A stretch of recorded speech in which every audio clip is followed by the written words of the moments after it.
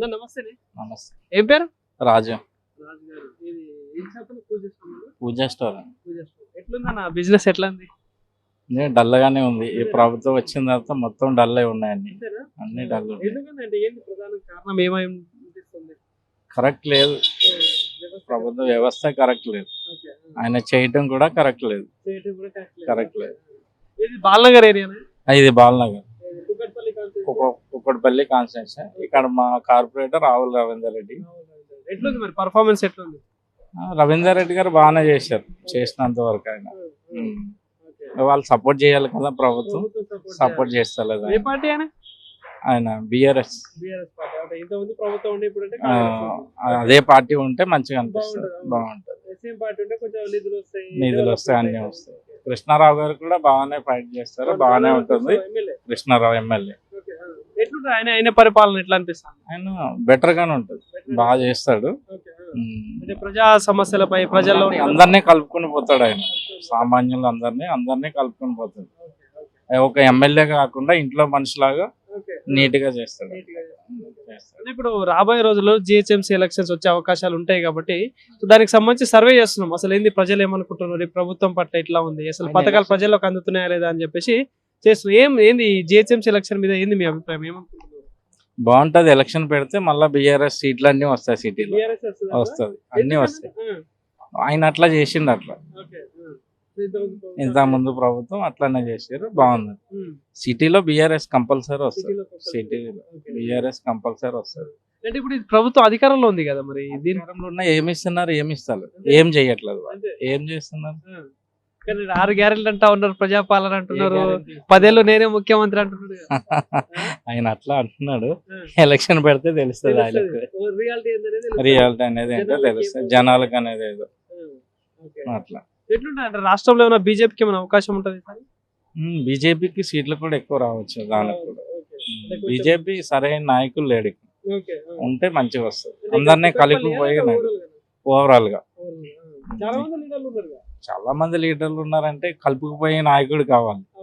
ఉద్రేకమైన మాటలు కాకుండా, రెచ్చగొట్టే మాటలు కాకుండా మంచిగా కలుపుకొని పోతే బీఆర్ఎస్ కూడా ఇది కూడా వస్తుంది. బీజేపీ ఈ లోకల్లో బీజేపీ నాయకుడు ఎవరు లేరు, సరైన క్యాండిడేట్ లేడు. కార్పొరేటర్ క్యాండిడేట్ లేడు.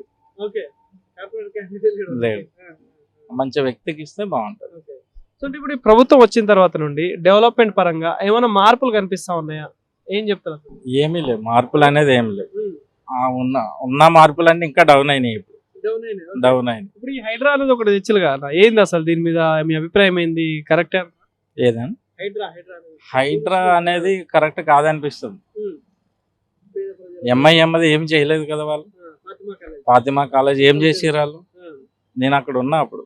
మాది వేయింగ్ మిషన్ ఉంది దాని వెనకనే. ఏం చేశారు అప్పుడు? ఖాళీ చెరువు ఉండేది, అన్ని ఉండి. అది నాకు కూడా తెలుసు. హబీబా వేబిర్జీ అని మాది ఉండేది, అక్కడ ఉండేవాడిని. దాని రోడ్డు మీద నేను ఉండేవాడిని. చంద్రగుట్ట చెరువే అది. ఇప్పుడు కాలేజ్ కట్టారు, దాన్ని ఏం చేస్తలేదు. ఓన్లీ మాటల వరకే ఉన్నది. హైకోర్టులో ఏం చేశారో మొన్న తీర్పు వచ్చింది కదా, ఆ తీర్పు ఏమో వాళ్ళకి అనుకూలంగా వచ్చింది.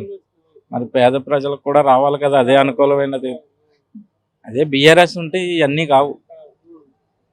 ఆయన ఏం చేశాడు అనేది కాదు. మరి ఎంతసేపు కేసీఆర్ గవర్నమెంట్ లో అంతా అప్పుల రాష్ట్రం అయిపోయింది, ఏం అభివృద్ధి చేయాలని చెప్పేసి మాట్లాడుతుంటారు కదా ఇప్పుడు కాంగ్రెస్ సంబంధించిన నాయకులు. ఏం చేశాడు? ఈయనేం అప్పులు చేయకుండా ఏం చేస్తున్నాడు? ఈయన అప్పు చేయకుండా ఏం చేస్తున్నాడు? ఎకరం 10 లక్షలు 4 లక్షలు ఉన్నది, 4 కోట్లు 3 కోట్లు అయింది తెలంగాణలో. ఇంతకు ముందు ఉందా? ఎక్కడా లేదు. వరంగల్ దగ్గర కానీ ఎక్కడ కానీ ఎటు చూసినా చుట్టుముట్టు. అంటే మీకు తెలిసిన వాళ్ళలో కావచ్చు ఇప్పుడు ఈ రైతు బంధు అనేది, రుణమాఫీ అనేది, ఈ రైతు భరోసా అనేది ఏమైనా పడుతున్నాయట మీకు తెలిసిన వాళ్ళు? పడుతున్నాయి పడేటోళ్ళకి పడుతుంది. 6 గ్యారెంటీల మీద ఏంది మీ అభిప్రాయం? 6 గ్యారెంటీ పథకాలను పెట్టి 6 గ్యారెంటీలో ఏదొక్కటి కరెక్ట్ లేదు.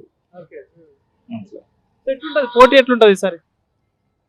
పోటీ అనేది ఏముండదు, బీఆర్ఎస్ వస్తుంది. ఇప్పుడు జనసేన ఎంట్రీ ఇస్తా ఉంది, ఇంకోటి కవిత కూడా కొత్త పార్టీ పెట్టింది. ఎట్లుంటది అన్న? జనసేనకి ఏం రావు, ఉన్నారు కానీ లోకల్ పీపుల్స్ అంత రావు. జనసేన ఉండొచ్చు, పార్టీ అనేది ఉండొచ్చు, కవిత కూడా అట్లా అనొద్దు, జనసేన రావద్దు అని అనొద్దు. ఇప్పుడు ఎంఐఎం ఉంది, గుజరాత్ లో చేస్తున్నారు, బెంగాల్లో చేస్తున్నారు, ఏపీలో స్వేచ్ఛ అనేది ఉంది. ఆమె అట్లా మాట్లాడకూడదు, కలుపుకొని వెళ్ళిపోతుండాలి. కవిత కూడా అట్లా కలుపుకొని వెళ్ళిపోయి ఆంధ్రాలో పెట్టుకోవచ్చు కదా పార్టీ. ఎవరు వద్దన్నారు? ఏ నాయకుడు అని వద్దన్నాడా? ఎవరు వద్దన్నారు? బీజేపీ అలయన్స్ తో పోతే ఎట్లుంటదన్న రాబోయే రోజులలో? కష్టం అవుతుంది, కష్టం అవుతుంది. ఎవరు వెళ్తారు? బీఆర్ఎస్ వాళ్ళు ఎలా? అట్లా కాదు, ఇప్పుడు ఏపీలో కూటమి ప్రభుత్వం ద్వారా అక్కడ ఏర్పడింది కదా, సో అట్లా ఇక్కడ ఏమైనా అవకాశాలు ఉంటాయా? వస్తే ఎట్లుంటది అన్న, ఇది తెలంగాణ కదా, అది ఏపీకి నడుస్తుంది.